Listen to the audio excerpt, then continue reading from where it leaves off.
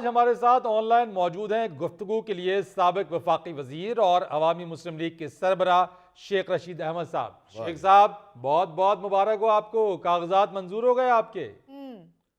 बहुत शुक्रिया फरीद साहब, बड़ी मेहरबानी आपकी, और मुबारकबाद का भी बहुत शुक्रिया। आप यकीन माने कि कागजात नामजदगी मंजूर होने पर जितना मैं खुश हूँ, मेरा जी चाहता है कि आपके दानिश्वरों के साथ मैं घुल मिल जाऊं। वाह वाह वाह। चलो घुल मिल जाओ शेख साहब, जेडे असी चौंसे चुपने तुसीं भी चूप लो। ਇਹ ਤੁਸੀਂ ਚੌਂਸੇ ਚੂਪਨੇ ਚਾਹੁੰਦੇ ਹੋ, ਅਸਲੀ ਚੌਂਸਾ ਤੁਹਾਡੇ ਮੂੰਹ ਨਹੀਂ ਲੱਗਣਾ ਚਾਹੁੰਦਾ। ਮੇਰਾ ਮਸ਼ਵਰਾ ਹੈ ਚਮਚੀ ਨਾਲ ਖਾ ਕੇ ਦੇਖੋ, ਸ਼ਾਇਦ ਉਹਦਾ ਮਜ਼ਾ ਆਏ ਤੁਹਾਨੂੰ। ਫਰੀਦ ਸਾਹਿਬ, ਇਹ ਤੁਹਾਡਾ ਹੈਟ ਵਾਲਾ ਜਿਹੜਾ ਦਾਨਿਸ਼ਵਰ ਹੈ, ਇਹੋ ਜਿਹੇ ਬੰਦੇ ਸਰਕਾਰੀ ਸਕੂਲਾਂ 'ਚ ਮਦਾਰੀ ਕਰਦੇ ਹੁੰਦੇ ਸਨ।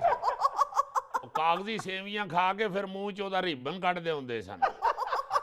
ਬੱਚੇ ਜੇ ਜ਼ਿਆਦਾ ਜ਼ੋਰ ਦੀ ਤਾੜੀਆਂ ਮਾਰਦੇ सन तो हैट चो कबूतर भी काटते सन। ये जो नवाज शरीफ के जलसे में उसके हाथ पे कबूतर बैठा था, ये उसी मदारी का कबूतर है। एक साहब, आप कहते हैं कि वो मदारी का कबूतर था, पर मियां साहब के चाहने वाले तो ये कहते हैं वो फतह का कबूतर था जो उनके हाथ पे बैठा था। पुत्र तेरे वर्गे कबूतर दे मालक नूं लकवा होवे तो सब तो पहले छुरी तेनों ही फेरदा है। शेख साहब, आप तो सचमुच मेरे दानिश्वरों से घुल मिल गए हैं। आप तो बात कर रहे थे कागजात नामजदगी मंजूर होने की। फरीद, ये कागजात नामजदगी मंजूर होने की जितनी खुशी है मुझे, इतनी माजी में कभी इलेक्शन जीतने की नहीं हुई। अरे वाह। आप देखें कि आरोज की ये कितनी खौफनाक साजिश थी, मगर मैं अदालतों का मशकूर हूँ। आप देखें इल्जाम क्या लगाया गया है कि मैं मरी के एक रेस्ट हाउस में रहा हूं। आप यकीन माने मैं कभी मरी गया ही नहीं। और इल्जाम ये है कि मैंने 942 रुपए का एक बिल अदा नहीं किया। और भाई, मैं 16 मरतबा वजीर रहा हूं और आप मुझ पे मुद्दा डाल रहे हैं 942 रुपए का। चले आप 950 ही पूरा कर लें। मैं आपको क्या बताऊं कि मैं 50 साल में कभी भी किसी रेस्ट हाउस में ठहरा ही नहीं हूं। फरीद साहब, मैं अवामी आदमी हूं, मोटरसाइकिल पे फिरने वाला बंदा हूं। मैंने कभी ठहरना हो कहीं तो थड़े पे अपना बिस्तर बिछा लेता हूं। मैं तो अपना बिस्तर घर से लेके निकलता हूं। मुझे तो मोहल्ले में कई बंदे पूछते हैं, शेख साहब तबलीग से जा रहे हो?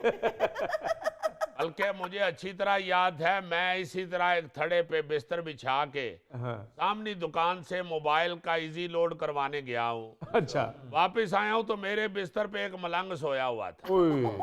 मैंने उसे कहा, भाई ये मेरा बिस्तर है। कहता है, शेख साहब बिस्तर आपका है, मैं इस थड़े पे पिछले 4 साल से सो रहा हूँ। आप यकीन माने फरीद साहब, मैं 2 दिन उसके सराहने खड़ा रहा हूं, मैंने उसके नीचे से बिस्तर नहीं निकाला। क्यों शेख साहब? देखें फरीद साहब, कभी भी एक मलंग दूसरे मलंग को तंग नहीं करता। ये याद रखिएगा फरीद साहब, जिस मुल्क में 2 मलंग लड़ पड़े, उस मुल्क की धमाल खतरे में पड़ जाती है। ये क्या फलसफा बयान कर रहे हैं शेख साहब? फरीद साहब, मैंने हमेशा अल्लाह के फजल से अपने मुल्क की धमाल बचाने के लिए सीज फायर किया है। वाह वाह शेख साहब, इस वक्त आप सियासतदान कम और पप्पू टोलाला ज्यादा लगे हैं। फरीद साहब, आप मुझसे कसम ले लें, मैं कभी रेस्ट हाउस में रहा ही नहीं। हाँ, अगर अरेस्ट हाउस की बात करते तो मैं मान भी लेता, क्योंकि अरेस्ट तो मैं कई मरतबा हुआ हूँ, मगर रेस्ट तो मैंने कभी किया ही नहीं है। सारी जिंदगी अवाम की खिदमत की है। और आज भी कहता हूँ कि इंशाल्लाह इलेक्शन जीतूंगा, लोग कलम दवात पे मोहरे लगाएंगे और मेरे बक्से में से वोट ऐसे निकलेंगे जैसे मलंग के सर में से जुएं निकलती हैं। शेख साहब, वो जुएं तो मार दी जाती हैं, इसका मतलब है कि आपके वोट भी मुस्तरद होंगे। जुआ दे पीरा ते मेरे वीरा। मैंने एक मिसाल दी है, तुम जुओं का एंड बताना शुरू हो गए हो। क्या कहते हैं शेख साहब, जुर्म तो जुर्म ही होता है ना, चाहे 942 रुपए का ही क्यों ना हो। हाँ। और यार, मैंने किस लिए 942 का जुर्म करना है? 942 का तो बॉन्ग का प्याला मुझे महल्ले में मुफ्त दे देते हैं। शेख साहब, आपकी इसी कंजूसी की वजह से उन्होंने 942 रुपए का केस आप पे डाला है। और यार, यही तो मैं कहता हूँ कि आपने झूठा केस भी डालना है तो मेरे शायाने शान तो डालें। असल में मुझे नाअहल करने की साजिश लंदन से वापस आने से पहले ही तैयार हो चुकी थी। ये तो अल्लाह ताला का शुक्र है कि मुझे उसने सुरखरू किया है। शेख साहब, फरीद साहब, असल में चोरी के लिए भी अक्ल की जरूरत होती है, और एक चोर शेख रशीद का रास्ता रोकना चाहता है। आप देखें कि मुल्क माशी लिहाज से बैठ रहा है और उनको साजिशें सूझी हुई हैं। शेख साहब, आप भी तो कभी कोई बयान बदलते हैं, कभी कोई बयान बदलते हैं। देखें, मैंने ऐसा कोई बयान नहीं दिया जिससे ये लगता हो कि मैं असली और नस्ली नहीं हूँ। मैं अल्लाह के फजल से असली और नस्ली आदमी हूँ। जी। मैंने किसी के खिलाफ कोई बयान नहीं दिया। फरीद साहब, जिस तरह असली लड़ने वाला सील कुकड़ सिर्फ चंग से मिलता है, हाँ जी। इसी तरह असली और नस्ली सियासतदान आपको सिर्फ रावलपिंडी से मिलेगा। हाँ। शेख साहब, आप हनीफ बासी साहब की बात कर रहे हैं?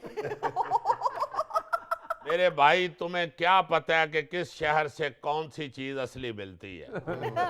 तेरे वर्गे रेशदे दंद कट के मदारी हर शहर चलाई फिरदा है, और वो रीछ अगर किसी को दंदी काटे तो दर्द नहीं होती बल्कि गुदगुदी होती है। शेख साहब, शेख साहब, शेख साहब, आपके कागजात नामजदगी तो चले मंजूर हो गए हैं, आप अपने हलके से जीतने का दावा भी कर रहे हैं। हाँ। अब की बार अगर आप जीत गए तो अपने हलके के अवाम को क्या तोहफा देंगे? देखें फरीद साहब, इस बार जीत के इंशाल्लाह नाला लई चश्मे जदन में बना दूंगा। हुजूर, इतनी बार तो आप वजीर रहे, 16 बार वजीर रहे, ये चश्मे जदन तोता चश्म क्यों बनती रही? वाह। हाय।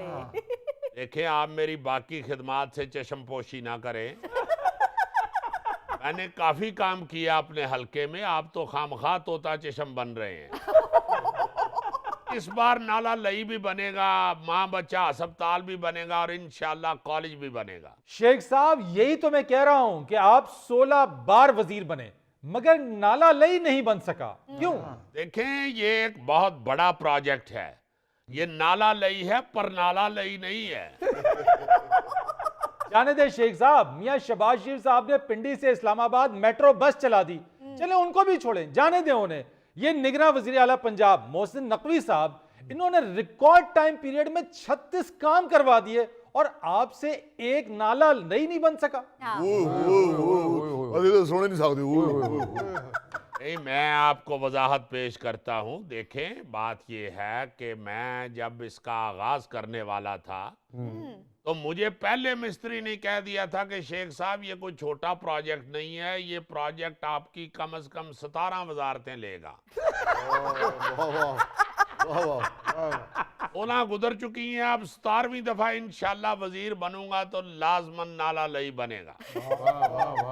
शेख साहब, उस मिस्त्री को दोबारा फोन कर लें, मटेरियल जितना महंगा हो गया है, ऐसा ना हो कि नाला लई 18 वजारतें ले ले।